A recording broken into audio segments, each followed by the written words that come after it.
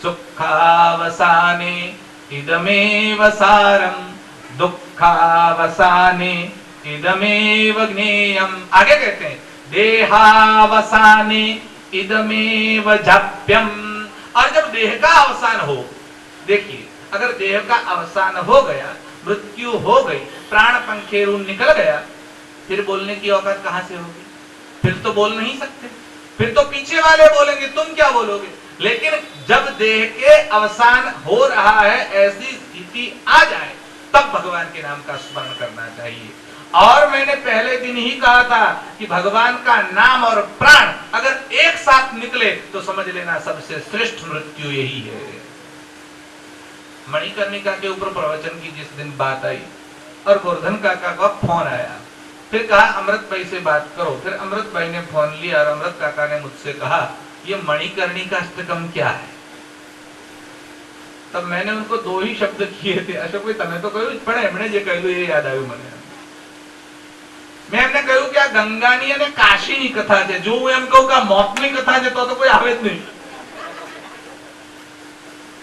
આ ગંગા અને કાશીની કથા છે, उसमें गंगा और काशी तो है ही है, लेकिन मरण मंगलकारी कैसे हो ये कथा मणिकर्णिका की है।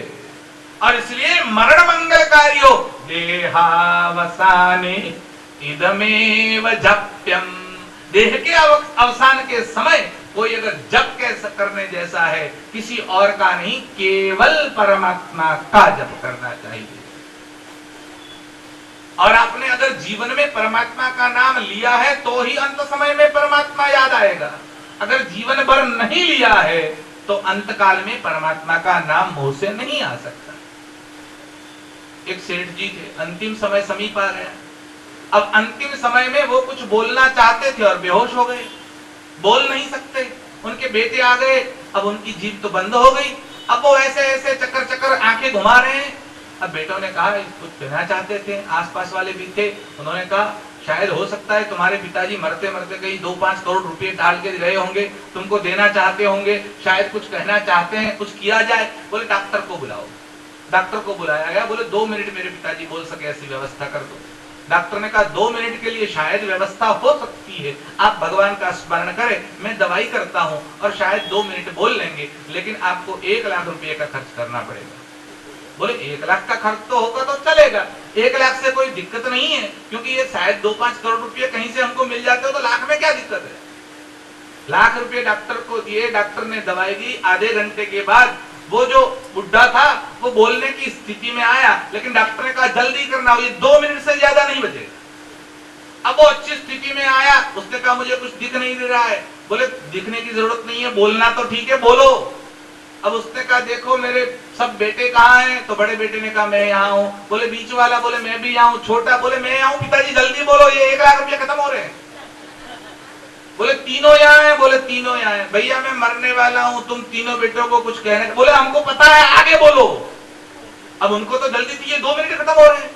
बोले मेरी मौत हो जाएगी। बोले वो भले हो जाए, आप आगे बोलो, जो कहना चाहते थे वो कह दो।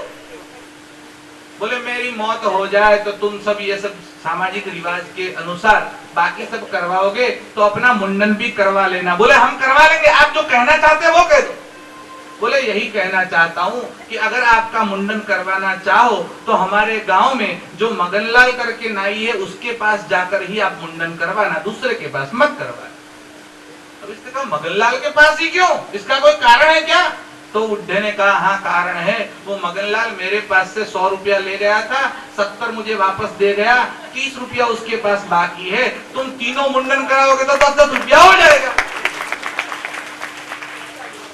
इतना कहकर बुड्ढा चला गया, 30 रुपये के लिए 1 लाख रुपये बिगाड़ दिए। लेकिन राम का नाम नहीं। अगर जीवन भर अगर पैसे ही गिने हैं तो अंत में राम का नाम कहां से याद आएगा? पैसे याद आएंगे। और जीवन भर अगर राम का नाम लिया है तो अंत में राम का नाम आएगा। इसलिए मैं अंत में राम का नाम लूंगा, जीवन भर जरूरत नहीं है। ऐसा करने वाले मूढ़ है। और इसीलिए भगवान शंकराचार्य उनको ताड़ते हुए कहते हैं भज गोविंदम भज गोविंदम भज गोविंदम मूढ़मते भज गोविंदम भज गोविंदम गोविंदम भज मूढ़मते भज गोविंदम भज गोविंदम भज गोविंदम मूढ़मते भज गोविंदम भज गोविंदम गोविंदम भज मूढ़मते। शंकराचार्य ने स्पष्ट शब्दों में कहा मूढ़, हे मूढ़मती गोविंद को भज। आचार्य श्री हमको मूढ़ कह रहे तुम मूर्ख हो, गोविंद को नहीं भजते, परमात्मा का नाम नहीं लोगे तो बाकी सब किया हुआ कुछ काम में आने वाला। लेकिन परमात्मा का केवल नाम लेने से उद्धार हो जाएगा? अवश्य हो सकता है, क्योंकि अगर वेद की आज्ञा में हम विश्वास करते हैं तो वो कहते हैं परमात्मा के नाम से उद्धार हो सकता है, लेकिन वो अंत समय में आए तो। कई लोग ऐसा समझते हैं गंगा में स्नान कर लिए पाप सब नाश हो गए, कोई दिक्कत नहीं है, पाप नाश हो सकते हैं। कल भी ये प्रश्न उठा था, आज भी ये प्रश्न उठा था। एक बार कोई संत गंगा जी के पास गए, गंगा जी की प्रार्थना करते करते उनका हृदय द्रवित हो गया और उन्होंने गंगा से कहा, माँ इतने लोग सारे आते और तुम्हारे पास पाप धोके चले जाते हैं, इन सब पापों का तुम क्या करती हो? गंगा जी ने कहा, बात तो तुम्हारी सही है, मैं वो पाप रखती नहीं हूँ। बोले क्या करती है? मैं समुद्र को दे देती हूँ, महासागर में डाल देती हूँ।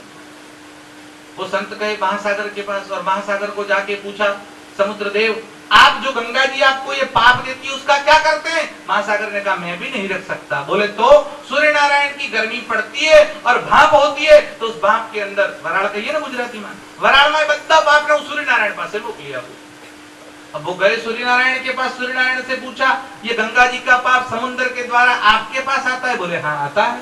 तो आप उन पापों का क्या करते? बोले मैं नहीं रखता, तो ये जो बादल आते हैं ना उनको दे देता हूँ कि ले जाओ। तो वो गए बादलों के पास और कहा बादलों से, ये पाप तुमको सूर्य नारायण देते हैं? बोले हाँ देते हैं ना। तो फिर तुम क्या करते हो? बोले जिसके जिसके होते उनके घर पे जाकर फिर बारिश में बरसा देता हूँ। तुम काशी से घर पहुंचो उससे पहले तो बारिश में तुम्हारे पाप घर पहुंच जाते हैं। क्यों पहुंच जाते हैं? गंगा में पाप करने से पाप अवश्य धुलते हैं स्नान से, लेकिन फिर से अगर पाप किया तो पुराने सारे पाप वापस आ सकते हैं। शर्त यही है कि गंगा में स्नान करने के बाद मैं पाप नहीं करूंगा, तो पूरे के पूरे पाप धुल जाएंगे। लेकिन गंगा में स्नान करने के बाद फिर से अगर पाप किया तो पुराने पाप जमा हो जाएंगे। और इसलिए जैसे नामस्मरण करना हो, तो आपको पता है एलोपैथी की दवा लेते हो तो उसमें चली रखने की जरूरत नहीं है, बहुत जरूरत नहीं है। लेकिन आयुर्वेदिक दवाई लेते हो तो रखना पड़ता है, ये खाओ ये मत खाओ, पथ्य का विवेक होना चाहिए उसमें। तो जैसे ये आयुर्वेदिक औषधि है तो उसमें आपको सारे के सारे जो महाव्रत हम कहते हैं उसका पालन, गांधी जी कहते थे हमारे यहाँ, गांधी जी क्या कहते थे, कौन से हमें आचरण करना है? सत्य अहिंसा चोरी न करवी वण जोई तू नव संगरवू ब्रह्मचर्य ने जाते मेहनत, ये सब महाव्रत है और इन महाव्रतों का पालन करना है जो वेदों ने आज्ञा दी है। अगर ऐसा नहीं करते तो गुजरात का एक और कवि है और उसका नाम है अखा। अखा ने સાંભળ્યો છે ભાઈ? અખો શું કહે છે ભાઈ? ગુજરાતીને ખબર છે, એક મૂર્ખને એવી ટેવ પથ્થર એટલા પૂજે દેવ, પાણી देखी करे स्नान, तुलसी देखी तोड़े पान, कथा सुनी सुनी फूट्या कान, अखा तोय ना આવ્યું। गंगाમાં જઈને 1000 વાર स्नान करे, कथा सुनी सुनी कान फूटी जाए तो ब्रह्म ज्ञान नहीं, वो नहीं होगा। क्यों नहीं होगा? अगर वो केवल यंत्रवत करते रहोगे तो नहीं हो सकता। केवल यंत्रवत नहीं, सुबह ही बताया गया था कि चित्त की शुद्धि इन सब से होती है और जब चित्त शुद्ध होता है तो परमात्मा आकर विराजमान होता है।